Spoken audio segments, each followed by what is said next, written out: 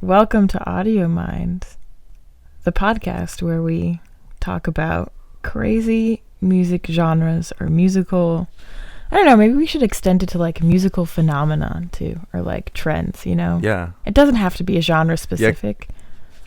Because next week I'm doing one that is like a genre, but there's only like two You bands. already know what you're doing for next week? Oh my god. Oh yeah, man. I went down the rabbit hole. I mean, no. not next week, 2 weeks, whenever we decide. But like, I'm so excited. I'm such a slacker. I was literally like writing my note that I'm going to be reading off of, or like going off of literally right up until I called you.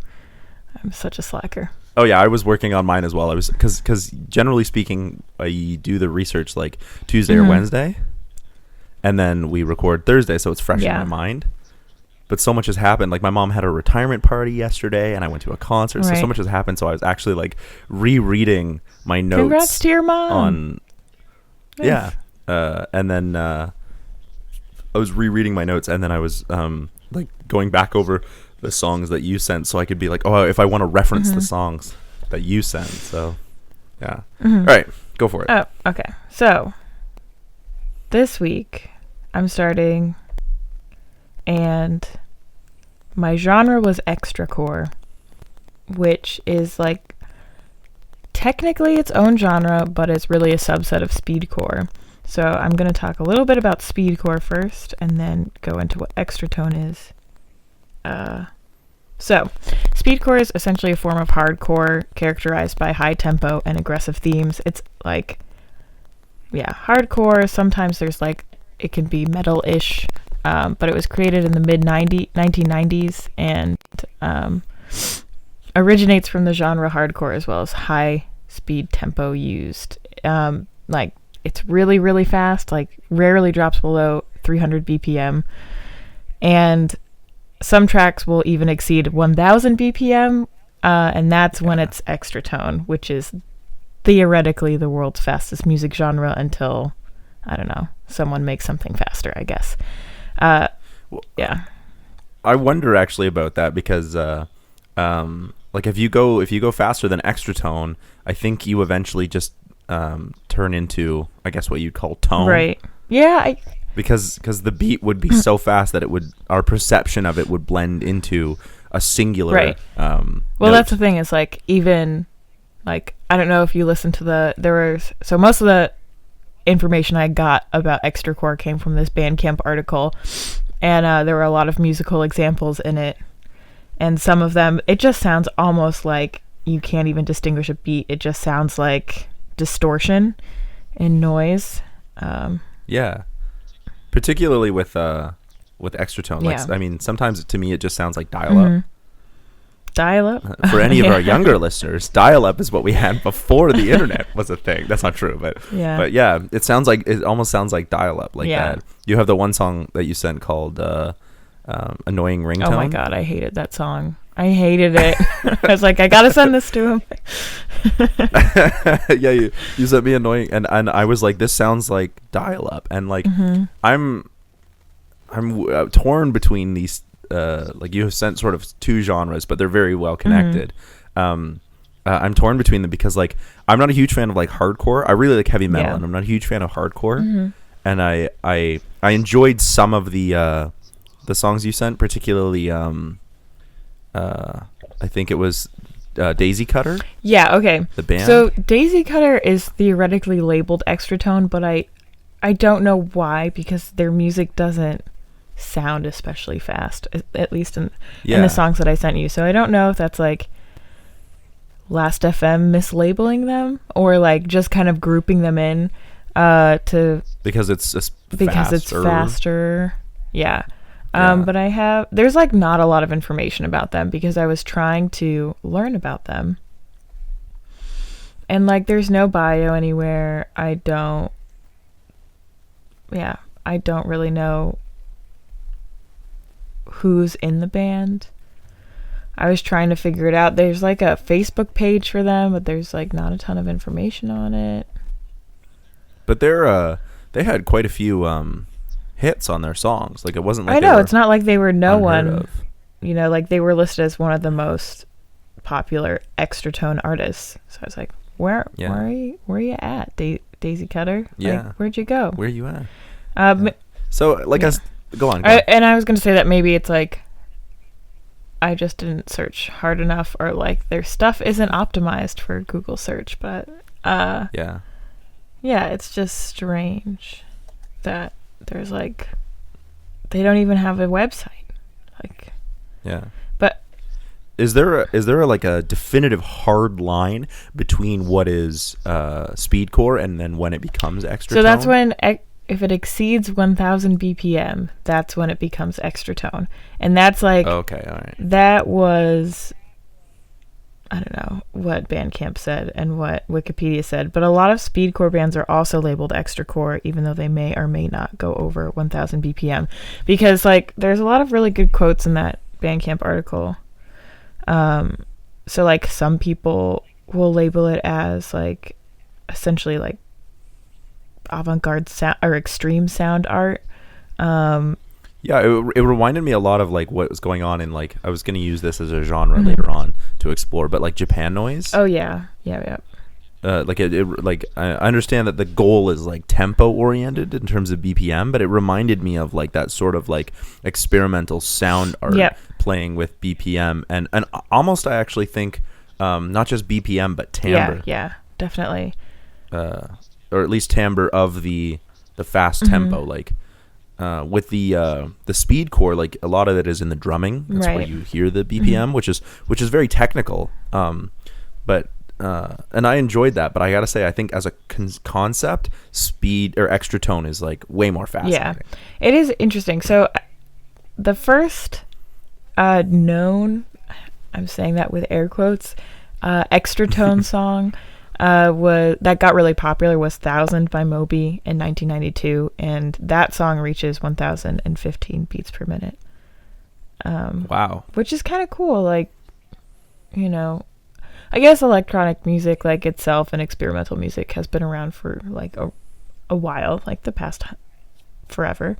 I would say, yeah, a good past 100 years, because as soon as we had technology, quote unquote, any kind of technology, we had people like trying to attempt to make music and or sound right, like last it, week like, when I was talking about Giannis Xenakis. Yeah, like that was essentially experimental music as well, but this is more like with DAWs and I don't know synthesizers, more like electronic, because it's really difficult. It also seems like goal oriented. Yeah. Well, like, and I don't mean like that Xenakis wasn't goal oriented. I mean, obviously music is as an experience, that's the goal. But I mean, like with Xenakis, I think he was experimental in his composition styles. Whereas I think when we talk about like speedcore and extra tone being experimental, it's like goal oriented, as in we're trying to explore tone and timbre using tempo. So the goal is to be at a certain tempo and push that to its limit using technology. Definitely. Yeah. So more on extra tone. It's also like kind of labeled as ultra fast hardcore with dance music, almost like grindcore. And yeah, so other examples in addition to Moby's 1000 is Human 1000, BPM De Rebel Va Te Fair, and Keeler Rubik by Explore Toy, and Killer Machinery by DJ Dano, DJ Gizmo, Buzz Fuzz, and The Prophet, which were both released in 1994. Wait, they like all worked on the song? I guess so. Because that was a lot of artists, and I couldn't tell like where some names started and some names stopped. So there's two songs. So. One of them is Human 1000 BPM blah blah blah something. I think that's Belgian French that I can't pronounce. And Killer Machinery is by like 4 DJs, I guess, collaborating together. Okay. And then it doesn't surprise me that they like work together on experimental stuff. That makes sense to me. Yeah, so in the late 90s, I guess the genre kind of like became a little bit more established because of DJ Einrich from Belgium. And there's some book by a guy named Bali called the 8-Bit Prometheus. I do like the sounds of 8-Bit Yeah, that's Prometheus. a really cool name. Leading extratone artist Ralph Brown cites Einrich as the genre's founding agitator. Because I like how it's not even like, oh, you're the founder, you're the agitator. Yeah. Because speedcore and particularly extratone is pretty agitating. Definitely, yeah. And like the whole like philosophy behind it is like, it's like pushing boundaries with like aggressive, like almost kind of vulgar ways, you know, like like making you kind of recoil a little bit, which is like why I don't think I will ever listen to this genre of music, because I find it just like gives me anxiety. Just like it feels it feels like a panic attack. I don't voluntarily like want to commit to that, so I'm gonna just stay away from it, I think. Yeah. Particularly the song When the Heart Fails. Oh my god, yeah. That was bad. I love that song, but I also like hate that song. And the reason for that is like I love like the calming sort of juxtaposition between like, and then the screaming like speedcore like tenacity. Oh, it was so good. And I'm gonna do a thing where like I'm gonna segue from your genre to my genre if you're okay with that. For like actually, because one of the songs that I sent I think actually kind of almost sounds like your genre. So okay. So the reason I'm going to step in is because I've actually heard When the Heart Fails before, but I didn't know. Oh, really? It. Yeah, because the scream from When the Heart Fails gets used all the time in internet like reaction videos and stuff like that. Yeah, which leads into my topic because I chose to do Vaporwave. And Vaporwave is super weird because I had heard of Vaporwave from a gentleman named Adam Neely who does excellent videos on YouTube. I love his videos on like analysis of how stuff works. And so he was like, what is Vaporwave? And he does this whole thing on it. And I was like, what the heck is this? And then he like proceeded to make a Vaporwave song, which I sent to you, called Kmart. And with like, but like, here's the weird thing about Vaporwave is all the songs that I sent you all have like either Chinese or Japanese characters or like some computer code like in the titles, because like it's this weird mix of like what they call like almost dream pop mixed with like hypnagogic pop and hauntology. There's our old friend from our masters, hauntology, and like meme culture, like internet culture, the zeitgeist, but particularly like internet zeitgeist. I fucking love Vaporwave. Is so good. You know of it. I was in your class. See, man. Did we talk about Vaporwave? Yeah, we did in class. Remember? Really? Were you there for Ed's presentation? I must have I think been. it was Ed was in that group. I don't know if it was actually. No, he didn't. I can guarantee you Ed did not do Vaporwave because Ed was in my group and we did sacred music. Right. Let's edit that out. Yeah. No, I forgot who did Vaporwave, but the people who did hauntology. I don't remember talking about. For some reason, all I remember in hauntology was David talking about Ghostmain. Then why do I know so much about Vaporwave? Like, I swear to God, we covered it in class one day. We were. I mean, maybe we did, and I mean, to be fair, that class was particularly hard for me to sit through. Maybe I just wasn't even listening, and I was doing something else completely. You were thinking about Vaporwave? I don't know. No, I'm positive. I don't know if you remember, but that maybe it was. I don't even know. I'm not going to list off the names of people who were in our class. People in our class, just in case, but.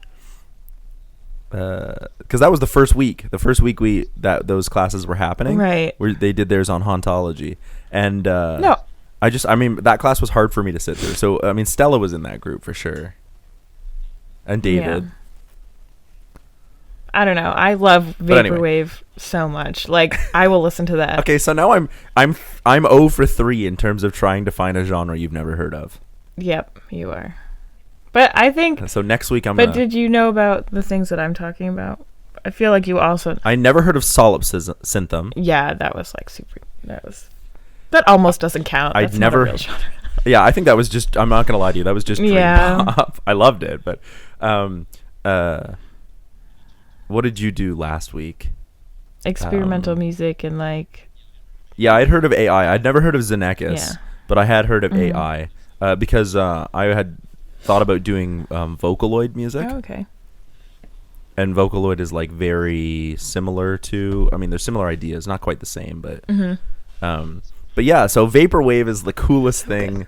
It's as I was reading it, I was like, oh, is this kind of music? Because like all it is they're sort of like taking a lot of the times taking famous songs and like slowing them down and then adding stuff to them. So like the anthem, if you want to call it that, the anthem for Vaporwave is by where is it? Is by is it Blank Banshee? No, it's Macintosh Plus. And they have a song called 420. Oh, okay. Off of the album. I mean, it's a bunch of symbols. Right. Yep. But it's like a bunch of symbols. And then I'm just going to call it 420 because that's the one number that I can see. And it's from their album Flower Shop, which is like, apparently was like huge Vaporwave. But like anytime you ever hear it. But it's actually just Diana Ross's It's Your Move slowed down. And like I know, it's so good. But so like, yeah, so I was like, okay, this just seems like it's just another genre or that focuses on like, more sleepy kind of, music, like relaxed music, but taking other things and like, just, I guess, just slowly changing them a little bit because Kmart by Adam Neely is just A Night to Remember. It's the chords from A Night to Remember by Yanni. And so I was like, okay, but like, what is the purpose of this genre? And it's all about context.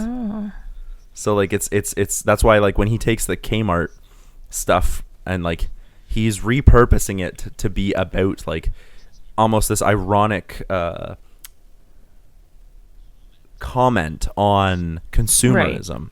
Definitely. And so like it's all about like context, and it's super weird because as I was researching it, some of the research I found was like, oh, Vaporwave isn't just a music genre. It's also like an art thing because, and I'm going to use the word, and everybody who knows about Vaporwave is waiting for it. It's all about aesthetics. and yeah, because like that's why it's about context. Like it's about what you place it with, like the Kmart thing, the startup B/startup by Blank Banshee has a lot of it's all remixed of startup noises from computers, and I think there's really like a lot of cool stuff about like how we think about consumerism and in many different forms. Like I thought this was going to be a subgenre, and it turns out that Vaporwave is huge. Oh, yeah. Like there's some huge there's even subgenres in this called like mall soft, which is like it's supposed to be like lounge music or like Muzak and like making fun of that. And there's like future funk, which is like disco. This is where it gets super weird. Simpson wave. Yep, I know of that too. How do you know about all this? Simpson wave? I was like, what the heck? It's just literally like people taking Vaporwave songs or making Vaporwave songs and like playing Simpsons stuff. I found a song called Cat Lady, which is a Blank Banshee song that somebody had like mixed with The Simpsons. And why is this? I mean, I guess it must be a comment on like how we consume media. Like in I don't even know, man. There's probably like 1,000 layers I'm not even aware of. And then there's like hard vapor, which is like more darker themes. And then this is where it gets really weird. I found two subgenres. One is called Fash Wave, which is about comments, like using Vaporwave genre as like making comments and satire of fascism. Oh my god. And then even further than that, there's an offshoot of Fash Wave called Trump Wave, which is focused on the fascism of Trump. God. But like, I mean, like he is a phenomenon. Like he is part of the zeitgeist. So when we talk about like like the sort of like context and aesthetic of pop culture. It's like I can see why somebody would be like, well, we're a fash wave band or a vaporwave band that's going to comment on Trump. And I bet you there's both sides. Like I bet you there's people who are on both sides of that. But I have a feeling that the nature of vaporwave makes me think that it's very anti-Trump in the way that it's talking hopefully. about it. But Trump wave is a thing. That makes I don't know. I don't know. I thought it was fascinating. It is interesting. You seem less than thrilled about Trump wave, though. I don't know.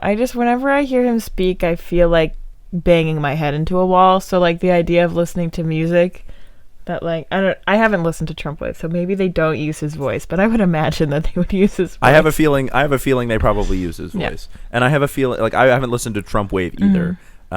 Because there's already too much to go into in just vaporwave in general, but I felt like it was worth talking about like the subgenres that have come up because they're sort of about vaporwave as well, and this sort of like ironic satire and comment about the way society consumes media products and like this sort of meme kind of way. Like it's like the music of vaporwave has become it is a meme, almost mimetic. It is a meme, and people and like so much to the point that it's become self-referential. And if we wanted to get philosophical about it, I'd bring up the philosopher Jean Baudrillard, who says like nothing has meaning anymore because we're all referencing things that require other references to understand. So it's a reference of a reference. So like when I say the meme, it's now a meme. Like when I say vaporwave is dead, vaporwave is dead is a meme of people who have said vaporwave is dead because they thought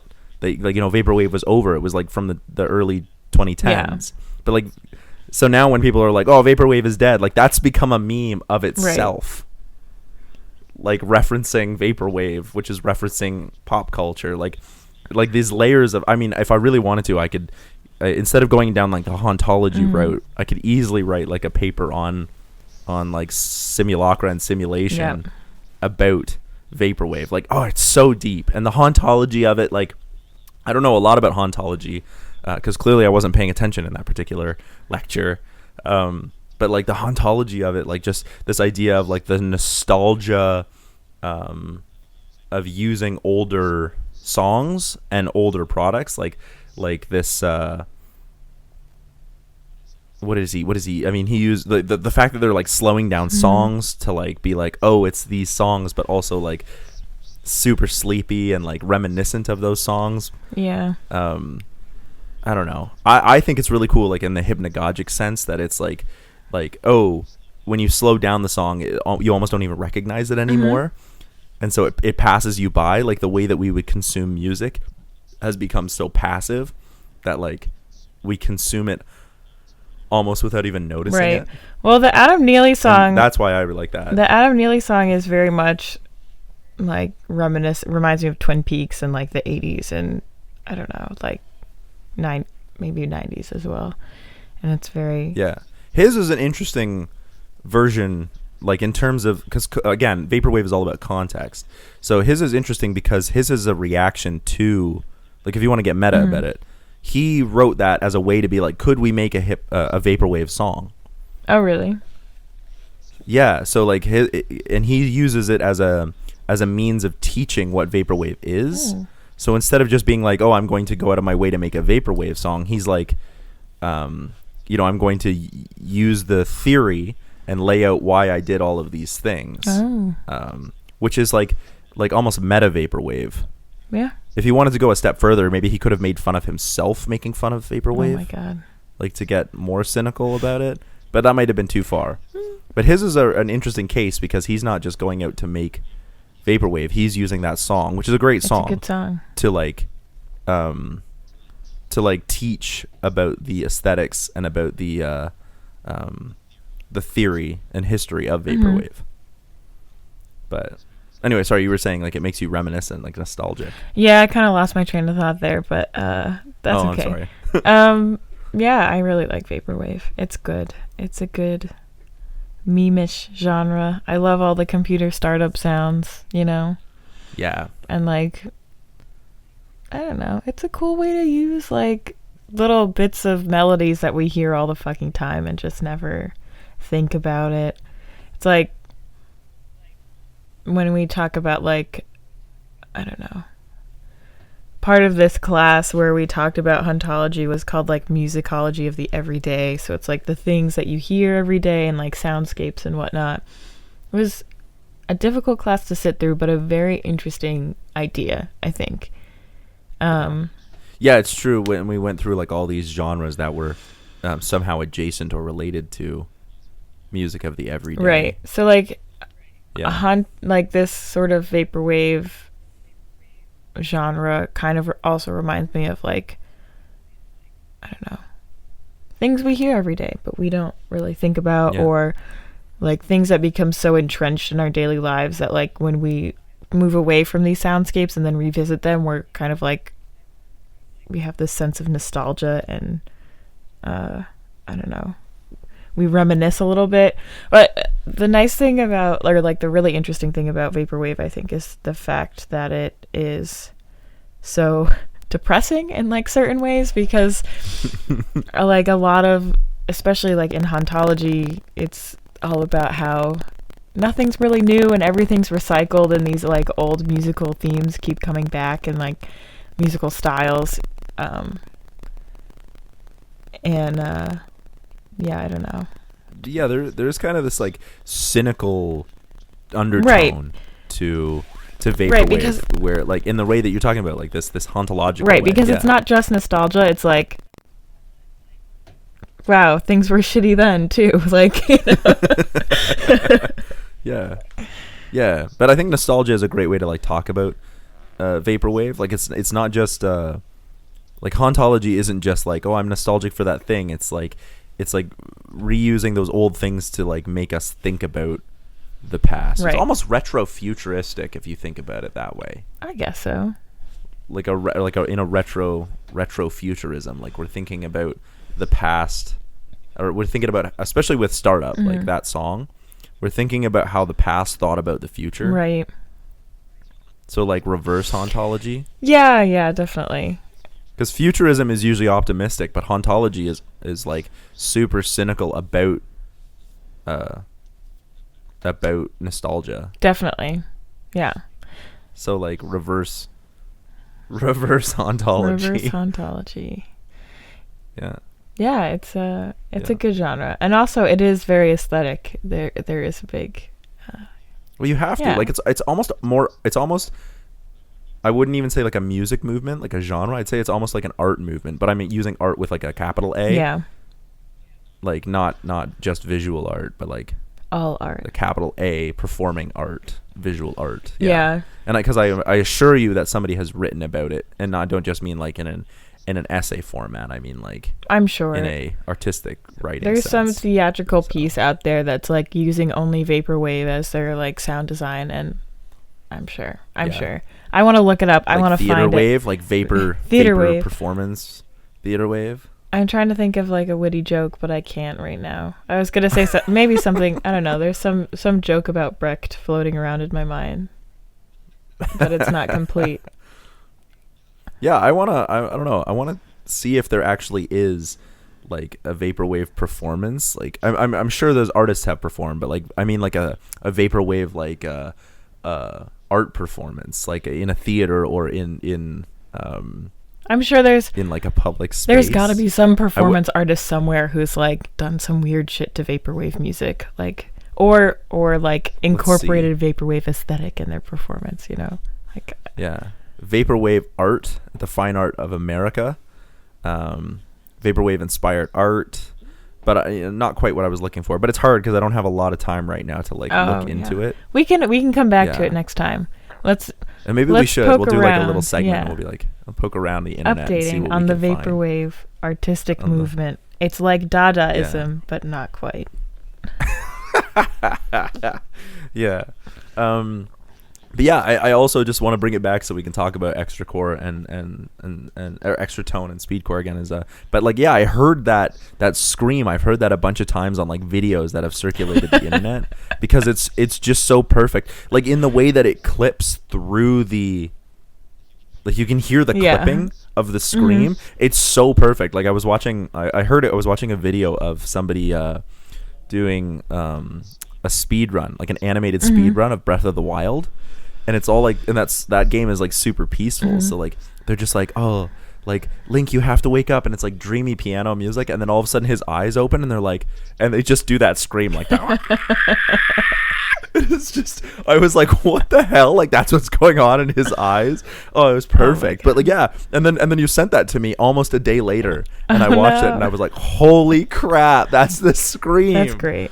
And that's what I mean by like the tonal aspect of like extra tone and speedcore is like I mean screams sound different, but like I could hear like the sort of signature clipping of like overblowing the microphone in that scream. I don't know. It's very, very, very, very interesting. So yeah. What do you think? Do you think you'll come back to extra tone? Absolutely not. And speedcore? Never. I'm not a fan. It makes me very anxious to listen to it. But that's, John Cage would say that that's part of the experience. Yeah, I know, but like, whatever, man. I'm anxious about enough things in my life to need extra agitation. I don't need more existential crisis. Right. Please and thank you. I'll listen to Vaporwave if I want to really have existential crises, you know, like at least then the aesthetic's nice. Like different kind of existential crisis, yeah.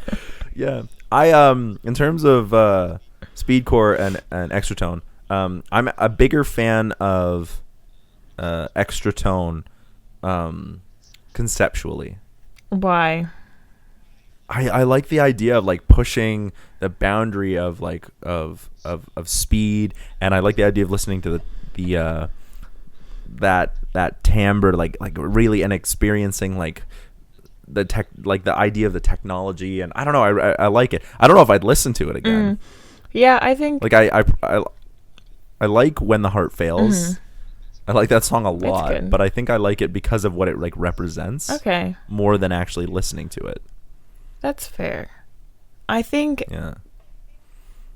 I don't know. I mean, like, I didn't really like speedcore, and I don't really like extra tone, and I think that's also because I've never been a huge fan of hardcore, or yeah, I don't know. Like, I do like hardcore in some settings, like some artists are fine, but for the overall, that's not really the type of music that I enjoy listening to. I do like I like that there's a lot of like conceptual background to it, and like there is a lot of thought put into it, especially like sound art's pretty cool, and like kind of similar to last week with the AI music and like Ioannis Xenakis. Like I enjoy the fact that it exists. I don't like, I found Ioannis Xenakis like aesthetically nicer to listen to, even though it doesn't really make a lot of sense to my ears. Well, I've often found that when you understand how something is written, or the purpose for why it's written, not the purpose for what it's listened for, like not like Muzak, which is literally corporate music for listening to in a certain setting. I mean like when you understand like, oh, I wrote it in this way because, or it's written in this style because, then I find like, oh, it's maybe not easier to listen to, but at least I understand that it's not just like noise for the sake of noise, definitely, which in itself is a kind of absolutely anyway. Yeah. And like I would like to think that most music always has some sort of, you know, background, some sort of thought and like meaning behind it, you know. I hope so. I think intentionality is important. Yeah, having it, like the fact that it has intention and like knowing what the intention is interesting.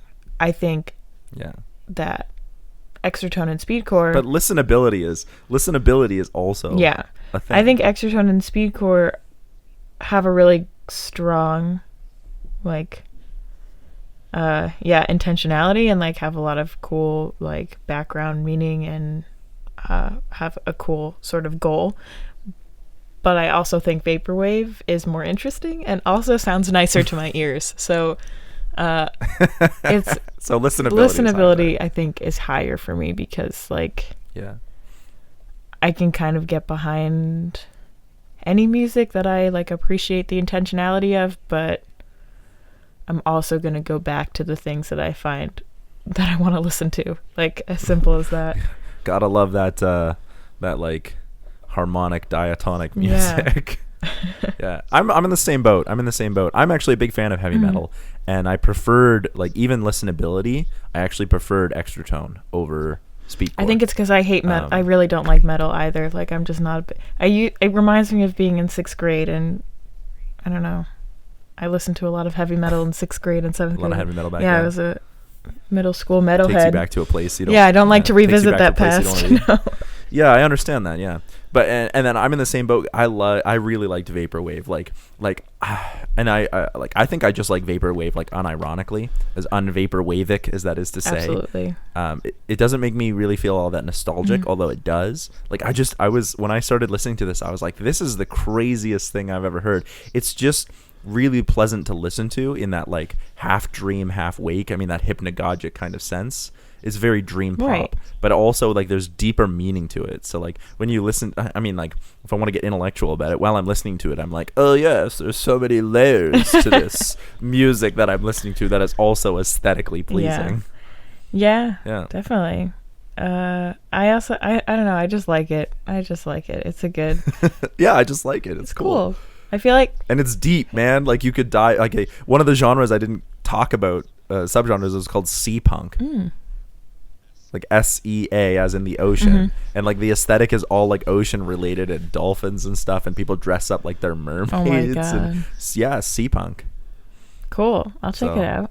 I haven't heard of that. Yeah, it just goes everywhere. Wow. So yeah, wild. I think that's I don't know, super excellent. Vaporwave is super cool, man. I could talk about it way more, but I don't want to go overboard. Yeah, definitely. And I guess it's getting to that time as well. So yeah, I mean, if you're out there listening and you enjoy either of those, Vaporwave is such a huge hole to go down. So if you find something else interesting out there, then you might lead to a whole new genre or subgenre. Yeah, definitely. So, yeah.